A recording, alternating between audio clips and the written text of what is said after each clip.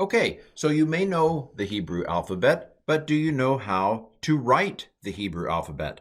That's what this video is about. So I write the Aleph like this.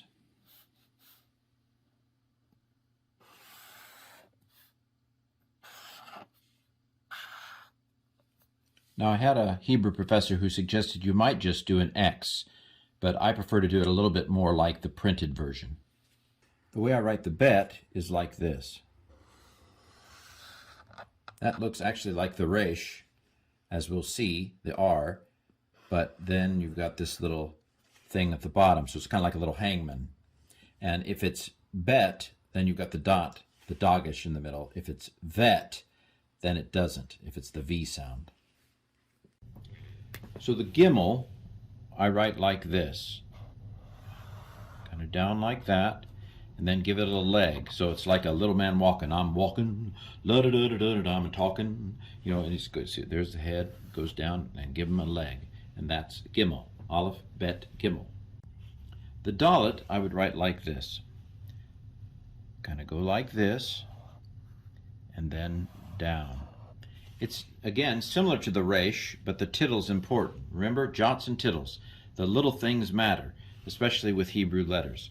And so that little overhang there is very important for the dalet. Dalet can also have a dogish or not a dogish, but I don't distinguish my pronunciation between those two. It used to be a duh and a the, but we'll write them both like this, and then sometimes there'll be a dot, and sometimes there won't be, and pronounce them the same for this class.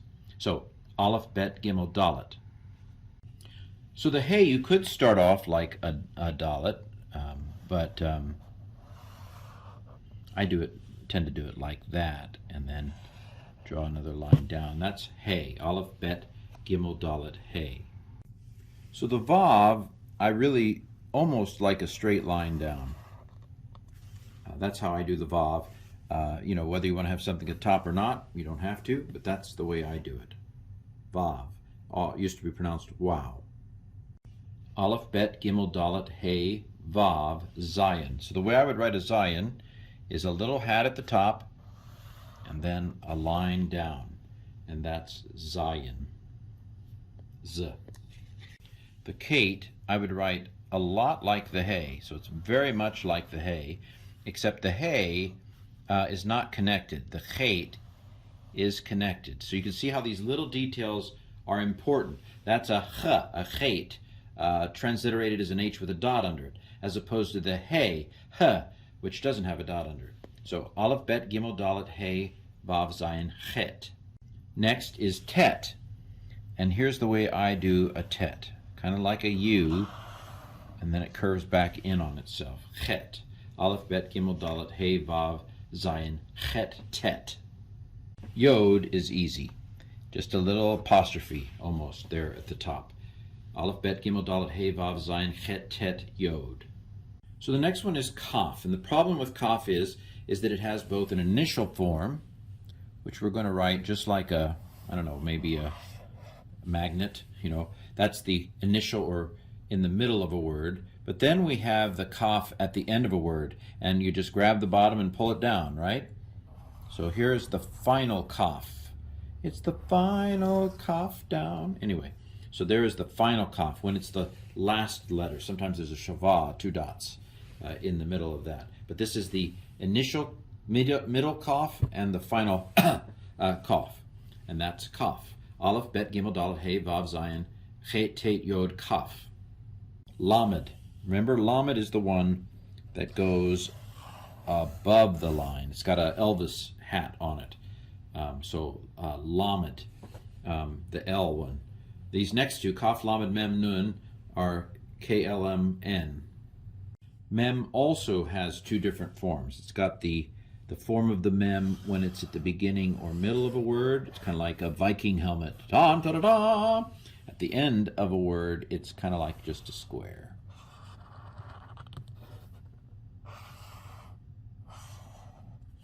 So final mem is like a square. Initial or middle mem is like a Viking helmet. Nun also has an initial and final form. The initial nun, it looks a little like a vav. Be sure and put this bottom bit so you don't confuse it with the vav. And then you grab it and pull down for the final nun at the end of a word. So initial, middle nun, final nun. Aleph, bet, gimel, dalet, hey, vav, zayin, ket, tet, yod, kaf, lamed, mem, nun, samek. Samek is like a apple with a flick. A little flick there, kind of like my hair. So that's a samek, an S. I do ayin a little bit like an exaggerated Y. That's ayin. Pei is another one with a one form for the beginning of a word, kind of like a round and round we go, and where we stop nobody will know. That's the pei. And then again for the final form, you grab a hold, pull it down, and what do you get? A final pei. So initial, middle, final pei. Tzadeh, TS sound. So the way I write the first or middle tzadeh is kind of like this. So it's like, I don't know how you would describe it. It's kind of fun. Then if you want to do the final tzadeh, this is the last one with a different final form. You grab the bottom, pull it down, and you get something like this. So that's initial, middle tzadeh, and final tzadeh. Kof is the next letter. Kof is the only letter that comes below the line in its normal form, and it's transliterated as a Q, kof. If you want to, you could also just do it like that if you wanted to, but probably this form is preferred. Kof. Finally, the resh. I've mentioned the resh a couple times. It looks a little like the dalet, except it doesn't have a sharp corner. It looks like the beginning of a bait, but it doesn't have the bottom part. Resh, R. The next two letters are built on a pitchfork. In fact, are they different letters or are they the same letter? If you put the dot up here, it's sheen. If you put the dot over there, it's seen. So sheen, seen. Aleph, bet, gimel, dalet, hey, vav, zayin, ket, tet, yod, kaf, lamed, mem, nun, samek, ayin, pei, tzadeh, kof, resh, sheen, seen, tav. The final letter of the Hebrew alphabet is tav. Looks a little like a chet, doesn't it? Except it has this little overhang at the bottom. So a lot of the Hebrew letters look similar. You just have to know the little tittles, the little corners and things that make them different.